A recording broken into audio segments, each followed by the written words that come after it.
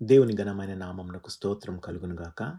క్రీస్తునందు ప్రియ సోదరి, సోదరుడా, దేవుని సేవకుడు బ్రదర్ క్రిస్టఫర్ రాజా గారు నజరేత్ వినియర్డ్ మినిస్ట్రీ సేవా పరిచర్య పక్షంన ఈ వాక్య సందేశం వింటున్న మీ అందరికీ శుభములు మరియు దేవుని ఆశీర్వాదములు తెలియజేయుచున్నారు. ప్రతిదినం దేవుడు అనుగ్రహించిన వాక్య ప్రత్యక్షతలను తెలుగులో అనువదించి ప్రసారం చేయబడుచున్నది. ఈ వాక్య సందేశం మీరు విని ఆశీర్వదించబడాలని మా ప్రార్థన. నేటి దినం కొరకు మన ఆత్మీయ మేళ్ల నిమిత్తం ఇవ్వబడిన వాక్య ప్రత్యక్షత 2 సమూయేలు గ్రంథము 12వ అధ్యాయము మరియు 13వ వచనము. నేను పాపం చేసితినని దావీదు నాతానుతో అనగా, నాతాను నీవు చావకుండునట్లు యెహోవా నీ పాపమును పరిహరించెను. ప్రియ సోదరి, సోదరుడా, నేడు చదివిన వాక్య భాగం ద్వారా దావీదు రాజునకు మరియు సౌలు రాజుకు మధ్య ఒక తేడా ఉందని మనం గమనించగలము. సౌలు రాజు అమాలేకీయులను పూర్తిగా వధించకుండా, వారి గొర్రెలను పూర్తిగా నాశనం చేయకుండా ప్రభువుకు వ్యతిరేకంగా పాపం చేసినప్పుడు, దేవుడు తన సేవకుడు ప్రవక్త అయిన సామ్యుయేల్ ద్వారా అతన్ని మందలించాడు. కానీ సౌలు రాజు తన అపరాధాన్ని అంగీకరించడానికి, అతని తప్పును ఒప్పుకోవడానికి అస్సలు ఇష్టపడలేదు. అతను ఏ తప్పు చేయలేదని సామ్యుయేల్ ప్రవక్తతో అబద్ధం చెప్పాడు. సౌలు రాజు సర్వశక్తిమంతుడైన దేవుని నుండి తన పాపాన్ని దాచాలని కోరుకునే వ్యక్తి. కానీ ఇది సాధ్యమేనా? ప్రియమైన దేవుని పిల్లలారా, గుమ్మడికాయ అన్ని కూరగాయల్లో చాలా పెద్దదని మనకు తెలుసు. కానీ మనం దాన్ని దాచగలమా?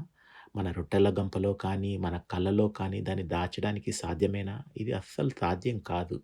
కాబట్టి మన సమాజంలో చాలామంది వ్యక్తులు తప్పు చేసి గుమ్మడికాయను తమ కళ్ళలో దాచాలని, లేదా రొట్టెల గంపలో దాచాలని వారు ఆలోచిస్తూ ఉన్నారు.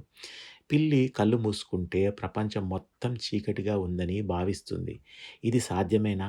ఇది అస్సలు సాధ్యం కాదు. ఒక మనిషి అతను ఎంత గొప్పవాడైనా సరే దేవుని నుండి ఏదీ దాచలేడు. సౌలు రాజు ఈ విషయంలో చాలా దయనీయంగా విఫలమయ్యాడు. కానీ ఇక్కడ దావీదు రాజు సౌలు రాజు చేసిన నేరం కంటే చాలా పెద్ద నేరం చేశాడు. ప్రవక్త అయిన నాతాను చేత మందలించబడినప్పుడు వెంటనే దావీదు రాజు తన తప్పును అంగీకరించాడు. దావీదు ఏమని చెప్పాడంటే, అవును, నేను ప్రభువుకు వ్యతిరేకంగా పాపం చేశానని అతను వెంటనే తనను తాను తగ్గించుకున్నాడు. అతను వెంటనే తన తప్పును ఒప్పుకున్నాడు. అందుకే దావీదు దేవుని దయను పొందగలిగాడు. అంతేకాదు, దేవుడు దావీదును చాలా ప్రేమించాడు.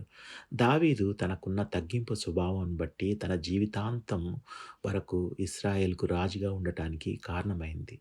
కాబట్టి ప్రియమైన దేవుని పిల్లలారా, నేడు మన క్రైస్తవ సమాజంలో చాలామంది పిల్లలున్నారు. వారు సౌలు రాజు ఆత్మతో నిండి ఉన్నారు. ఎందుకంటే వారు చాలా తిరుగుబాటుదారులు. వారు తమ తప్పులను ఒప్పుకోరు. వారి పాపాలను వారి తల్లిదండ్రులతో, వారి ఉపాధ్యాయులతో, మరి ముఖ్యంగా వారి పాస్టర్లతో అస్సలు ఒప్పుకోరు. లేదు, నేను ఆ తప్పు చేయలేదు, నేను అలాంటి పని చేయలేదని అంటూ ఉంటారు. వాస్తవానికి వారే చేశారనేది చాలా స్పష్టంగా ఉన్నప్పటికీ, వారు రెడ్ హ్యాండెడ్‌గా పట్టుబడినప్పటికీ, వారు తమ తప్పును ఎప్పటికీ అంగీకరించడం లేదు. ఈరోజు చాలామంది ఈ విధమైన జీవితాన్ని జీవించడానికి ఇష్టపడుతూ ఉన్నారు. వారు తమ పాపాలను, తమ తప్పులను దాచాలని అనుకుంటున్నారు. లేదు దేవుని బిడ్డలారా, మనం ఆ విధమైన జీవితాన్ని జీవించకూడదు. దేవుడు మనల్ని మందలించినప్పుడు మనము మన పాపాన్ని ఒప్పుకోవాలి, అంగీకరించాలి. దాని ద్వారా దేవుడు మనకు ఒక కొత్త జీవితాన్ని ఇవ్వగలడు. సామెతల గ్రంథకర్త, అత్యంత తెలివైన వ్యక్తి, రాజైన సొలొమోను వాక్యాలలో రాసినట్లుగా, తన అతిక్రమములను దాచిపెట్టువాడు వర్ధిల్లడు, వాటిని ఒప్పుకొని విడిచిపెట్టువాడు కనికరం పొందును అని తెలుపబడి ఉన్నది. కాబట్టి మనం పాపం చేసినప్పుడు వెంటనే దావీదు రాజు వంటి తగ్గింపు స్వభావాన్ని మనం కలిగి ఉండాలని, దేవుని కృపను పొందుకోవాలని నేటి వాక్య సారాంశము. ఈ వాక్య సందేశం వింటున్న మీరు కళ్ళు మూసుకుంటారా? నేను మీకోసం ప్రార్థిస్తాను.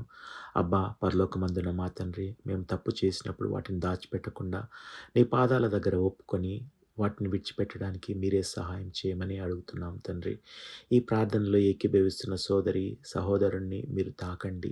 ప్రత్యేకంగా ఐసీలో ఉండి తలకు, వెన్నుపాముకు గాయాలు తగిలి కదల్లేని వారి కోసం ప్రార్థిస్తున్నాం. వారిని మీరే స్వస్థపరచండి. అప్పులు చేసి మద్యం మత్తులో కూరుకొని పోయిన వారిని గుర్తు చేసుకొని దయచేసి వారిని మీరే విమోచించమని అడుగుతున్నాం తండ్రి.